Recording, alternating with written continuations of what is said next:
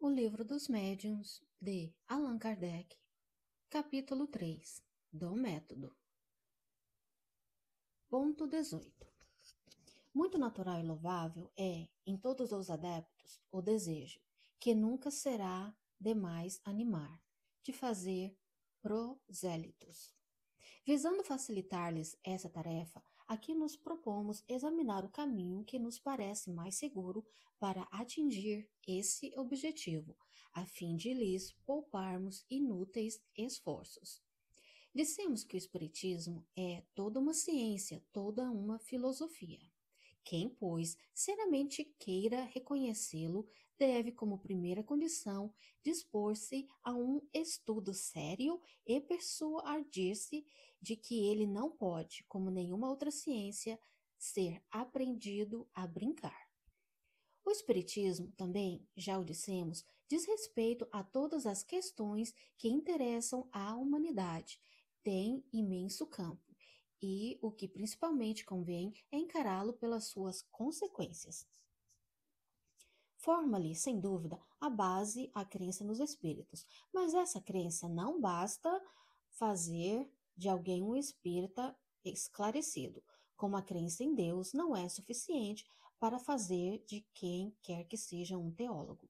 Vejamos, então, de que maneira será melhor que se ministre o ensino da doutrina espírita, para levar com mais segurança a convicção. Não se espantem os adeptos com esta palavra, ensino. Não constitui ensino unicamente o que é dado do púlpito ou da tribuna. Há também o da simples conversação. Ensina todo aquele que procura persuadir outro, seja pelo processo das explicações, seja pelo das experiências. O que desejamos é que seu esforço produza frutos e é isso que julgamos de nosso dever dar alguns conselhos, de que poderão igualmente aproveitar os que queiram instruir-se por si mesmos. Uns e outros, conseguindo-os, acharão meio de chegar com mais segurança e presteza ao fim visado. Ponto 19. É crença geral que, para convencer, basta apresentar os fatos. Esse, com efeito, parece o caminho mais lógico. Entretanto, mostra a experiência que nem sempre é o melhor, pois que a cada passo se encontram pessoas que os mais patentes fatos absolutamente não convenceram.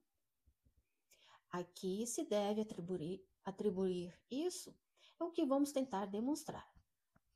No Espiritismo, a questão dos espíritos é secundária e consecutiva, não constitui o ponto de partida. Este é principalmente o erro em que caem muitos adeptos e que, a miúde, os leva a insucesso com certas pessoas. Não sendo os espíritos senão as almas dos homens, o verdadeiro ponto de partida é a existência da alma. Ora, como pôde o materialista admitir que, fora do mundo material, vivam seres estando crentes de que em si próprio tudo é matéria? Como pode crer que exteriormente à sua pessoa há espíritos quando não acredita ter um dentro de si? Será inútil acumular-lhe diante dos olhos as provas mais palpáveis. Contestá-las-ás todas, porque não admite o princípio. Todo ensino metódico tem que partir do conhecido para o desconhecido. Ora, para o materialista, o conhecido é a matéria. Parte, pois, da matéria e tratai, antes de tudo, fazendo que ele a observe, de convencê-lo de que há nele alguma coisa que escapa às leis da matéria.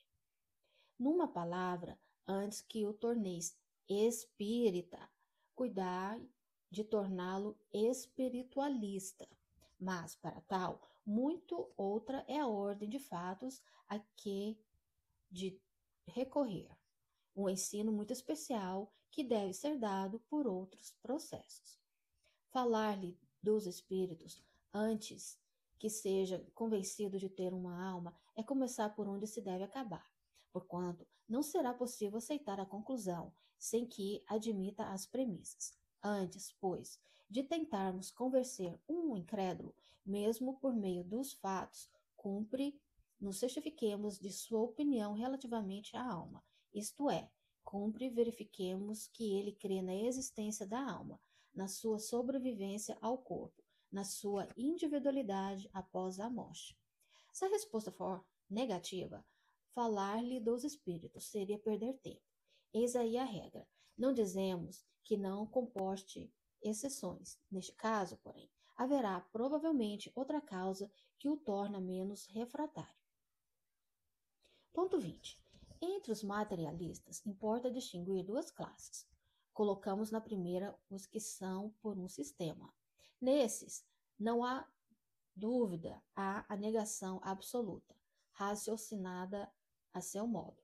O homem, para eles, é simples máquina, que funciona enquanto está montada, que se desarranja e de que, após a morte, só resta a carcaça. Felizmente, são em número restrito e não formam escola abertamente confessada. Não precisamos insistir nos deploráveis efeitos que, para a ordem social, resultariam da vulgarização de semelhante doutrina. Já nos estendemos bastante sobre esse assunto em O Livro dos Espíritos, abre parêntese, questão 147 e parágrafo 3º da conclusão, fecha parêntese. Quando dissemos que a dúvida cessa nos incrédulos diante de uma explicação racional, excetuamos os materialistas extremados, os que negam a existência de qualquer força e de qualquer princípio inteligente fora da matéria. A maioria deles se obstina por orgulho na opinião que professa, entendendo que o amor próprio impõe persistir nela. E persistem, não obstante todas as provas em contrário, porque não querem ficar por baixo. Com tal gente, há nada que fazer, ninguém mesmo se deve deixar iludir pelo falso tom de sinceridade dos que dizem: fazei que eu veja e acreditarei. Outros são mais francos e dizem sem rebuço: ainda que eu visse, não acreditaria. Ponto 21. A segunda classe de materialistas, muito mais numerosa do que a primeira, porque o verdadeiro materialismo é um sentimento antinatural. Compreende os que o são por indiferença, por falta de coisa melhor, podendo-se dizer. Não o são deliberadamente e o que mais desejam é crer, porquanto a incerteza lhe é um tormento. Há neles uma vaga aspiração pelo futuro, mas esse futuro lhes foi apresentado com cores tais, que a razão deles se recusa a aceitá-lo. Daí a dúvida e, como consequência da dúvida, a incredulidade. Esta, portanto, não constitui neles um sistema. Assim sendo, se lhes apresentares alguma coisa racional, aceitam-na pressurosos. Esses, pois, nos podem compreender, visto estarem mais perto de nós do que, por certo, eles próprios o julgam. Aos primeiros não faleis de revelação, nem de anjos, nem de paraíso. Não vos compreenderiam. Colocai-vos, porém, no terreno em que eles se encontram e provai, primeiramente, que as leis da fisiologia são importantes para tudo explicar. O resto virá depois. De outra maneira, se passam as coisas, quando a incredulidade não é preconcebida, porque então a crença não é de todo nula. Há um germe latente, abafando pelas ervas más, e que uma centelha pode reavivar. É o cego a quem se restitui a vista e que se alegra por tornar a ver a luz. É o naufrago a quem se lança uma tábua de salvação. Ponto 22. Ao lado da dos materialistas, propriamente ditos, há uma terceira classe de incrédulos que, embora espiritualistas, pelo menos de nome, são tão refratários quanto aqueles. Referimo-nos aos incrédulos de má vontade. A esses muito aborreceria o terem de crer, porque isso lhes perturbaria a quietude nos gozos materiais. Temem deparar com a condenação de suas ambições, de seu egoísmo e das vaidades humanas com que se deliciam. Fecham os olhos para não ver e tapam os ouvidos para não ouvir. Lamentá-los é tudo o que se pode fazer. Ponto 23. Apenas por não deixar de mencioná-la, falaremos de uma quarta categoria, a que chamaremos incrédulos por interesse ou de má fé. Os que a compõem sabem muito bem o que devem pensar do Espiritismo, mas ostensivamente o condenam por motivos de interesse pessoal. Não há o que dizer deles, como não há com eles o que fazer. Se o materialista puro se engana, tem ele, pelo menos, a desculpa da boa-fé. Possível será desenganá-lo, provando-se-lhe o erro em que labora. No outro, há uma determinação assentada contra a qual todos os argumentos irão chocar-se em vão. O tempo se encarregará de lhe abrir os olhos e de lhe mostrar, quiçá à custa própria, onde estavam seus verdadeiros interesses, porquanto, não podendo impedir que a verdade se expanda, ele será arrastado pela torrente, bem como os interesses que julgava salvaguardar. Ponto 24. Além dessas diversas categorias de opositores, há muitos de uma infinidade de matizes, entre os quais se podem incluir os incrédulos por pusilanimidade, que terão coragem quando virem que os outros não se queimam, os incrédulos por escrúpulos religiosos, aos quais um estudo esclarecido ensinará que o Espiritismo repousa sobre as bases fundamentais da religião e respeita todas as crenças, que é um de seus efeitos é de incutir sentimentos religiosos nos que os não possuem, fortalecê-los nos que os tenham vacilantes. Depois vêm os incrédulos por orgulho, por espíritos de contradição, por negligência, por leviandade, etc. Ponto 25. Não podemos omitir uma categoria a que chamaremos incrédulos por decepções. Abrange os que passaram de uma confiança exagerada à incredulidade, porque sofreram desenganos. Então, desanimados, tudo abandonaram, tudo rejeitaram. Então, no caso de um que negasse a boa-fé por haver sido ludibriado. Ainda aí, o que há é o resultado de incompleto estudo do Espiritismo e de falta de experiência. Aquele a quem os espíritos mistificam geralmente é mistificado por lhes perguntar o que eles não devem ou não podem dizer, ou porque não se acha bastante instruído sobre o assunto, para distinguir da importância a verdade.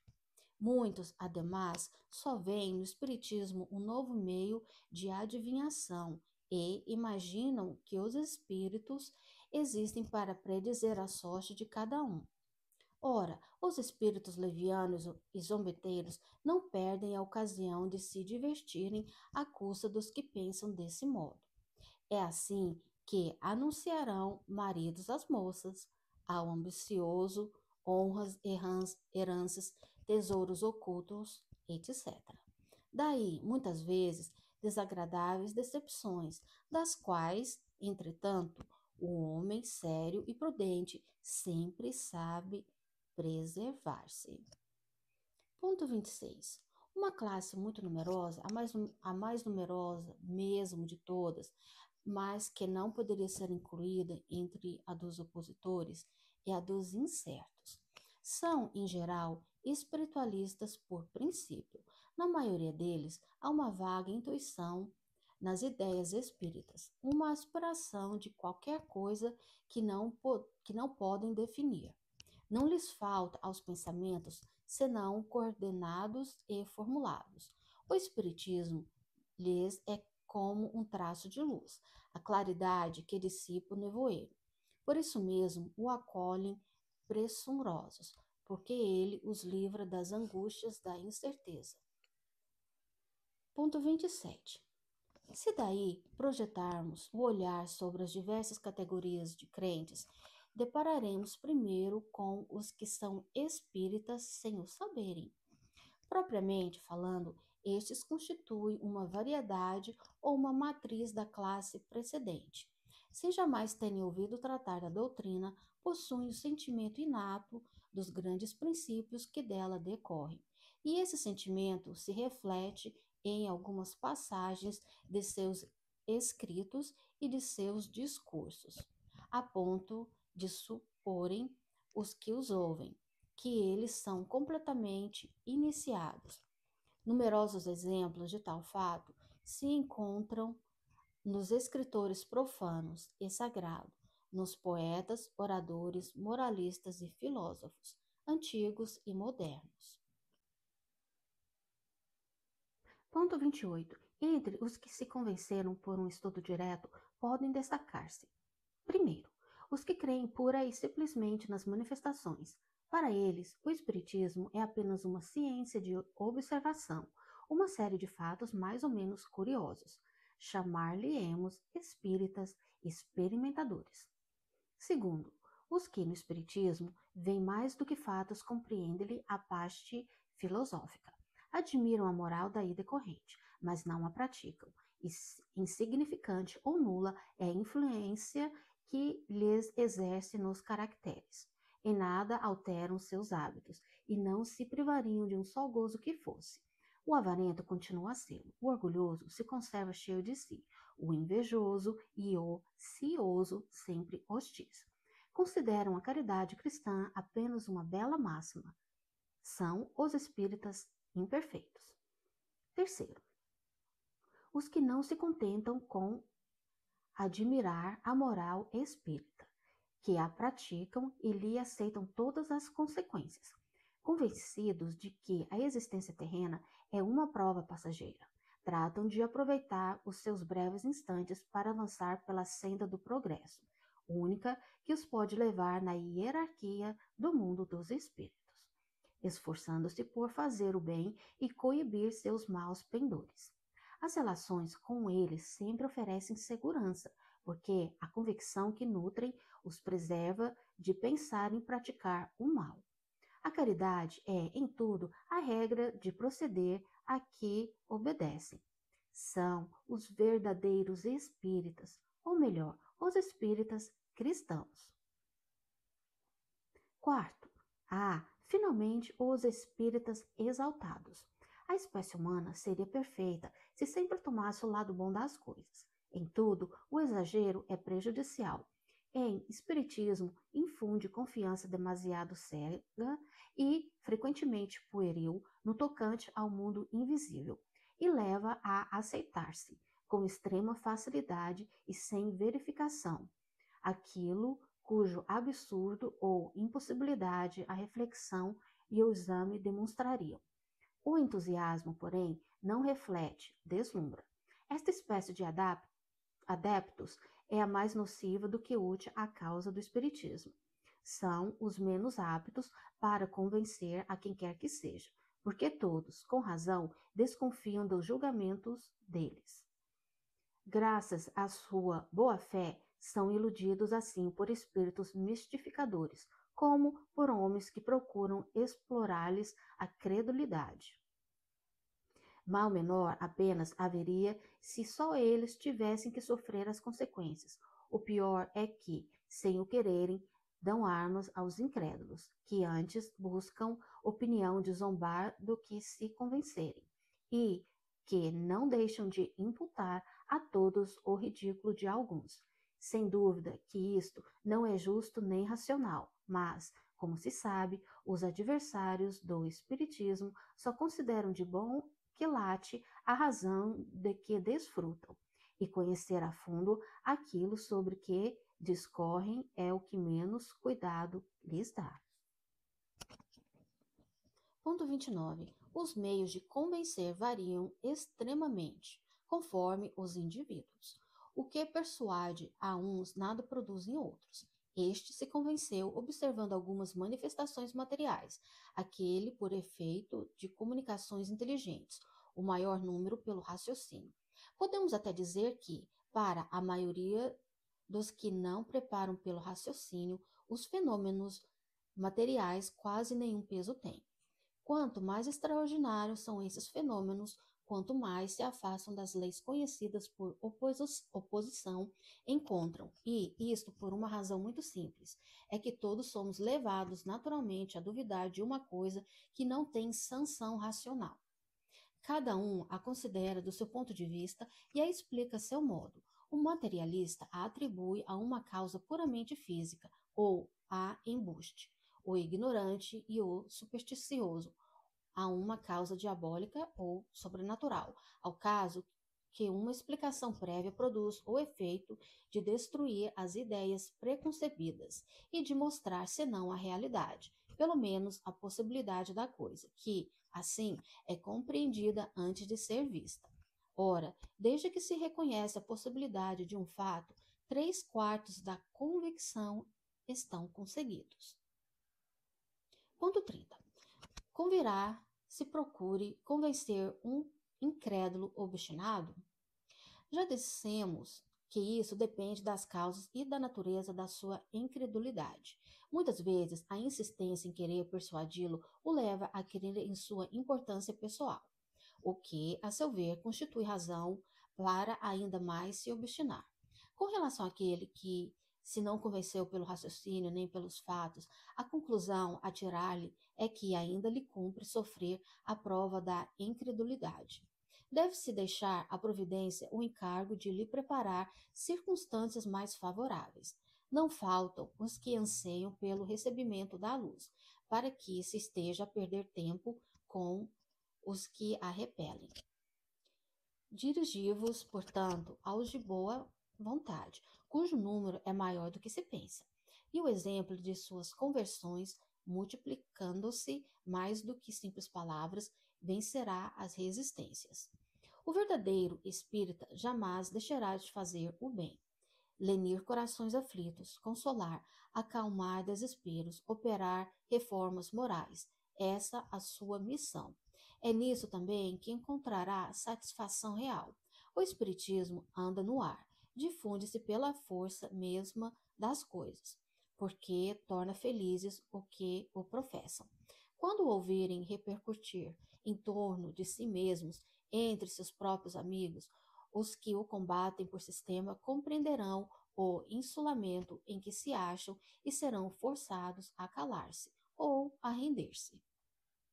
Ponto 31.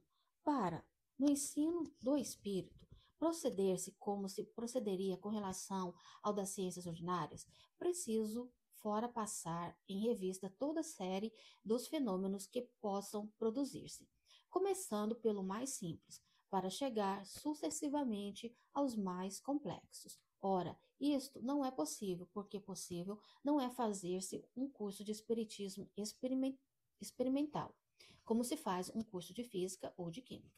Nas ciências naturais, opera-se sobre a matéria bruta, que se manipula à vontade, tendo-se quase sempre a certeza de poderem regular-se os efeitos.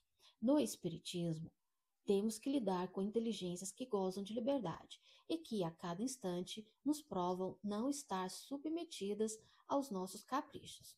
Cumpre, pois, observar, aguardar os resultados e colhê-los à passagem. Daí o declararmos abertamente que quem quer que se blasone de obter a vontade não pode deixar de ser ignorante ou impostor. Daí vem que o verdadeiro espiritismo jamais se dará em espetáculo, nem subirá ao tablado das feiras. Há mesmo qualquer coisa de lógica em supor que espíritos venham exibir-se e submeter-se a investigações, como objetos de curiosidade. Portanto, pode suceder que os fenômenos não se deem quando mais desejados sejam, ou que se apresentem uma ordem muito diversa da que se quereria.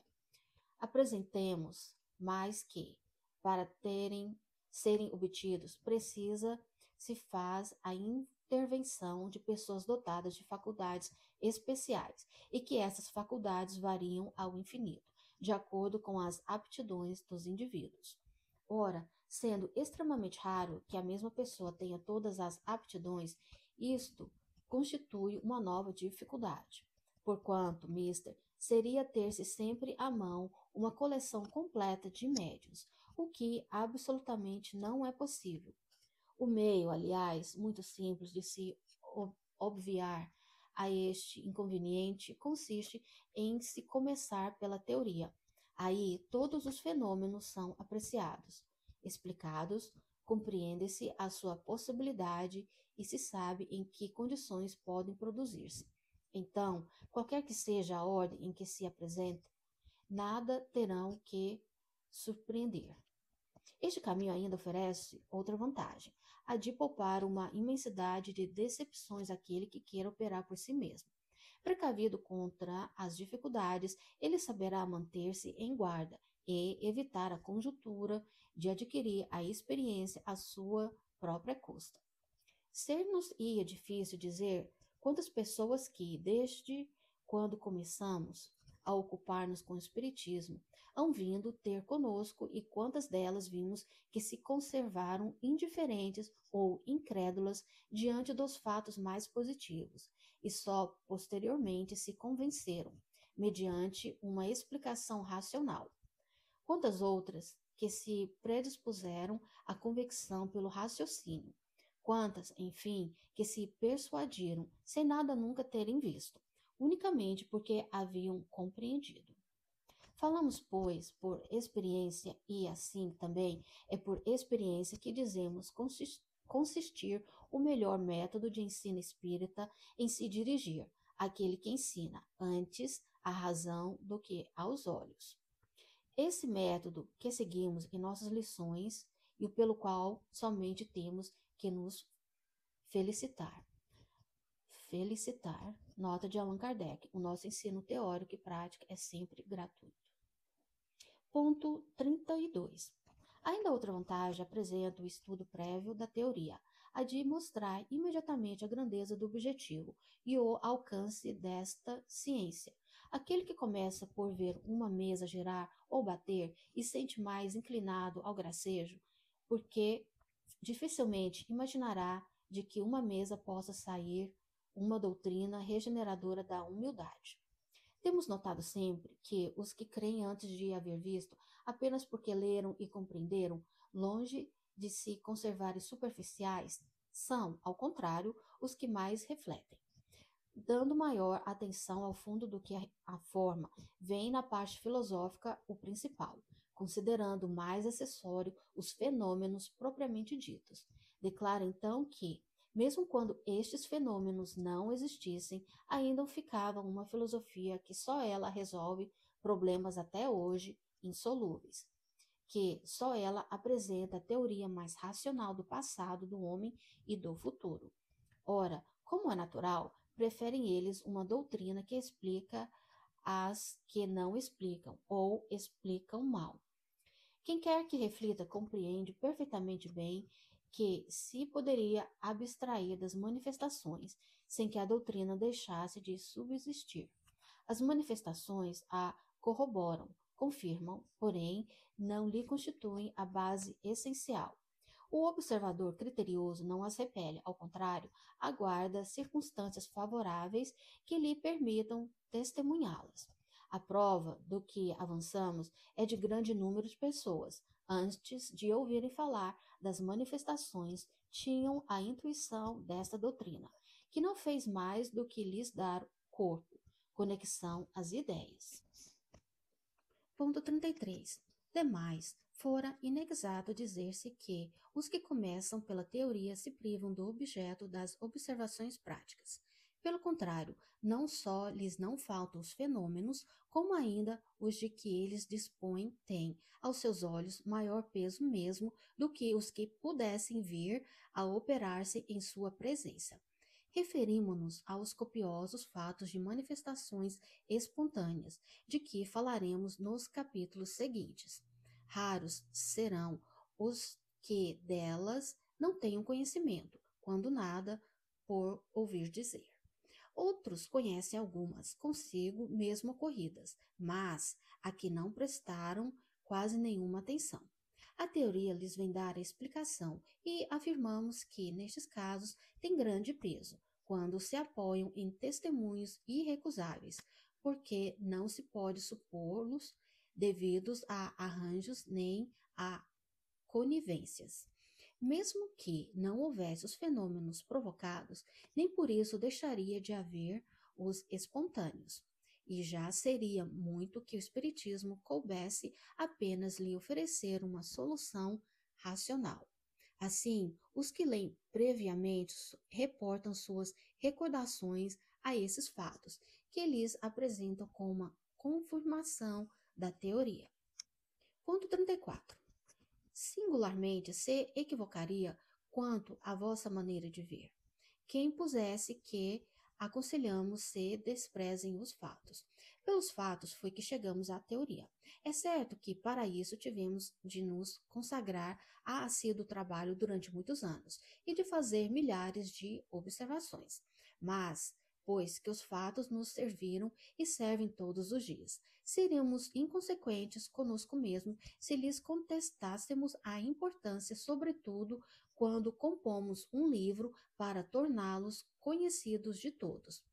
Dizemos apenas que, sem raciocínio, eles não bastam para determinar a convicção, que uma explicação prévia pondo termo às prevenções e mostrando que os fatos em nada são contrários à razão, dispõe o indivíduo a aceitá-los. Tão verdade é que isto, que em 10 pessoas completamente novatas no assunto, que assistam a uma sessão de experimentação, ainda que das mais satisfatórias na opinião dos adeptos, 9 sairão sem estar convencidas e algumas mais incrédulas do que antes, por não ter experiências correspondido ao que esperavam. O inverso se dará com as que puderem compreender os fatos, mediante antecipado conhecimento teórico. Para essas pessoas, a teoria constitui um meio de verificação, sem que coisa alguma as surpreenda, nem mesmo o insucesso, porque sabe em que condições os fenômenos se produzem e que não lhes deve pedir o que não pode dar. Assim, pois, a inteligência prévia dos fatos não só as coloca em condições de se aperceberem de todas as anomalias, mas também de apreenderem um sem número de particularidades, de matizes, às vezes muito delicados, que escapam ao observador ignorante. Tais os motivos que nos forçam a não admitir em nossas sessões experimentais, senão quem possua suficientes noções preparatórias para compreender o que ali se faz, persuadido de que os que lá fossem carentes dessas noções perderiam o seu tempo ou nos faria perder o nosso. Ponto 35. Aos que quiserem adquirir essas noções preliminares pela leitura das nossas obras, aconselhamos que as leiam nesta ordem.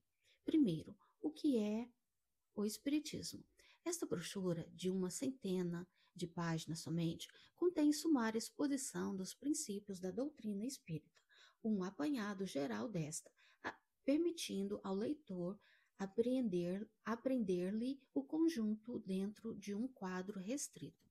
Em poucas palavras, ele lhe percebe o objetivo e pode julgar do seu alcance. Aí se encontra, além disso, respostas às principais questões ou objeções que os novatos se sentem naturalmente propensos a fazer. Esta primeira leitura, que muito pouco tempo consome, é uma introdução que facilita um estudo mais aprofundado. Segundo, o Livro dos Espíritos. Contém uma doutrina completa como a ditar nos próprios espíritos, com toda a sua filosofia e todas as suas consequências morais. É a revelação do destino do homem, a iniciação no conhecimento da natureza dos espíritos e nos mistérios da vida de além-túmulo. Quem o lê compreende que o espiritismo objetiva um fim sério, que não constitui frívolo passatempo. Terceiro, o Livro dos Médiuns. Destina-se a guiar os que queiram entregar-se à prática das manifestações, dando-lhes conhecimento dos próprios meios para comunicarem com os espíritos. É um guia tanto para os médiuns como para os evocadores, e o complemento de O Livro dos Espíritos. Quarto, Revista Espírita. Variada coletânea de fatos, de explicações teóricas e de trechos isolados que completam o que se encontram nas suas obras precedentes, formando-lhes, de certo modo, a aplicação. Sua leitura pode fazer-lhe simultaneamente com a daquelas obras, porém, proveitosa será e, sobretudo, mais inteligível se for feita depois de O Livro dos Espíritos. Nota da editora de Allan Kardec são ainda as obras: O Evangelho segundo o Espiritismo, O Céu e o Inferno, a Gênese e obras póstumas. Isto, pelo que diz respeito, os que desejam tudo conhecer de uma ciência devem necessariamente ler tudo o que se ache escrito sobre a matéria, ou, pelo menos, o que haja de principal, não se limitando a um único autor. Deve mesmo ler o pró e o contra, as críticas como as apologias, inteirar-se dos diferentes sistemas, a fim de poderem julgar por comparação. Por esse lado, não preconizamos nem criticamos obra alguma, visto não queremos, de nenhum modo, influenciar a opinião que dela se possa formar. Trazendo nossa pedra ao edifício, colocamo-nos nas fileiras. Não nos cabe ser juiz e parte, não alimentamos a ridícula pretensão de ser o único distribuidor da luz. Toca ao leitor separar o bom do mal, o verdadeiro do falso.